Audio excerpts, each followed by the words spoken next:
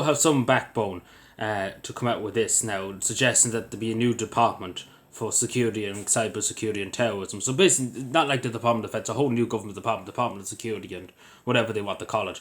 But it's irrelevant because that's going to cost hundreds of billions of euro to set up this department, and nothing will change. Basically, that's just a sad reality. Nothing will change because they're simply not understanding. Michal Martin is the Minister for Defence. He couldn't tell you the difference between a ship and a tank. To be totally honest, he couldn't tell you the difference. He doesn't know anything about the military at all. He couldn't tell you. They haven't fixed the issues in the military as we speak at the moment with pay and conditions. That's the main problem in all parts of the military, Navy and Air Force and the ground troops. It hasn't fixed that issue. That's the main issue, pay and conditions. Obviously, security and terrorism, and especially cybercrime, is it's very prevalent in the modern world. But it's the fact of the matter, the Department of Defence, the Department of Defence that's been formed since its foundation, the state, it would be capable enough if it was funded enough. Because again, the defence funding in the state is not that much. It's only about €1 billion, which sounds a lot, but when you compare it to other countries in the European Union, and I think the Irish GDP to defence is only about 0.something%. It's not even 1% of our GDP defence spending.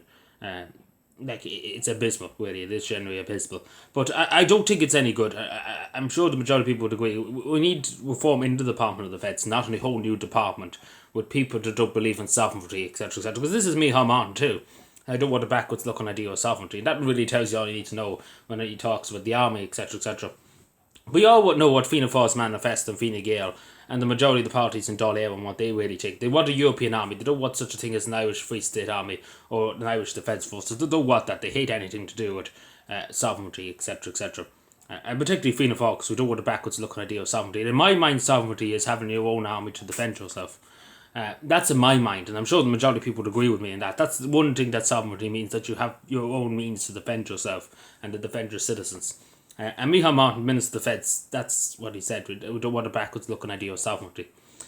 So it's a great idea having him as Minister of Defence. I don't know who came up with that, but and then obviously Pure Q before him was a much addition before him either. Fine Gael, man, he was no good anyway.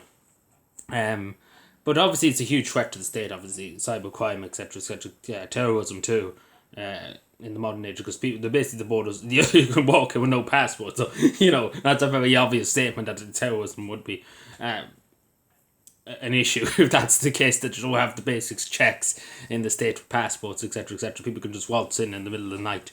But yeah, and then the proposed there'll be 5,000 new extra Gardaí. Now, where in the name of God you're going to find these people? Because there's that many Gardaí leaving. I think they counted. There's 126 have left in the last few months on Garda Síochána. Some of them have been retirees. Obviously, they get their pension age to retire. A lot of them have just left because why the fuck wouldn't they leave, to be totally honest? A lot of them are getting better paid jobs in private security. I know a man in Cavan who was going to become a guard. He was going to go down to Teppermore, but he got a good job in private security. He's getting more money in private security, a lot better hours, etc., etc. Better hours than he would get in the Garda Síochána, take for example, long hours. He has a better job in private security, so he didn't go off the Teppermore, and he would be a decent enough guard. He wouldn't be hungry for power, etc. So he'd be fair enough. I'll say about that man. He's a fair enough fellow, and he would be probably a decent enough guard. But unfortunately, again, the Gardaí are not going to get him. So where are they getting these 5,000 people? Who's going to apply for the Gardaí? Because I don't know about any Irish person really applying for the Gardaí at this stage. Because the Gardaí now have really shamed themselves the last few years in this country. I'm sure people would agree. They've shamed themselves. They're catching people, of course, but the justice system of this country is rotten to the core. We see every day of the week people beating each other up in the streets. People getting suspended sentences here. People with abusing children, etc., etc., getting suspended sentences here, down, everywhere. Community service here, no jail terms. It's insane. And if you don't pay your TV license, the whole goon squad will turn up to your doorstep. Because that's the priorities of the state nowadays. You don't pay your TV license, and you're worse than I don't know what. But that's the line of the state is nowadays. So I don't believe you, because nobody's going to join on Garda Síochána now. It is a tough job. I'm sure everybody agrees. It's a tough job. It's not like you get up in the morning, you walk around and stuff like that. It's a tough job. You come across tough scenes. I could tell you about many scenes young Gardaí had to come across here in Cavan. And road accidents, going out to people's houses in the middle of the night to tell their son and daughter it's not coming home. It's not an easy job. It's something that you can't leave at the door when you go home in the evening. It's something that sticks with you. It's not. I suppose as one person said before with the police in England, that you lose a bit of yourself too when you join the police. with some of the things you see, etc., etc. And I suppose it's true, and you never can forget some of it. But I would like to see where Fianna Fáil is getting these people. Are they going to pay them more? What's the story with it? Because we do know crime is just rapid. This country, Dublin, is unsafe. You can't walk around Dublin, etc., etc. You can't walk around nearly any town in Ireland nowadays because it's that unsafe. Crimes that are like every day of the week you're listening on the news, murder here, murder there, stabbing here, shooting here. It's insane, and it shouldn't be happening. It really shouldn't be happening in a first world country. And the only reason why is because the justice system is fucked. People get off for literal murder with suspended sentences like it's a joke. It is really a joke. Fianna Fáil is very delusional, in my opinion. Because nobody wants to join the Garda Síochána. Even, take for example, there was a burglary gang in Cavan. There was robbing houses, etc. And in fairness to the girls, they got the people. They had all the evidence, they got it all. And guess what? When it went up to the courts, the girls did all the hard work, they got all the evidence. It was pretty much a solid case. They went up to the court, the judges basically lectured the Gardaí about bringing them up and catching them in the first place because it was not worth their while, basically. And fully suspended sentences, you're all forgiven. You burgled loads of houses, stole loads of money.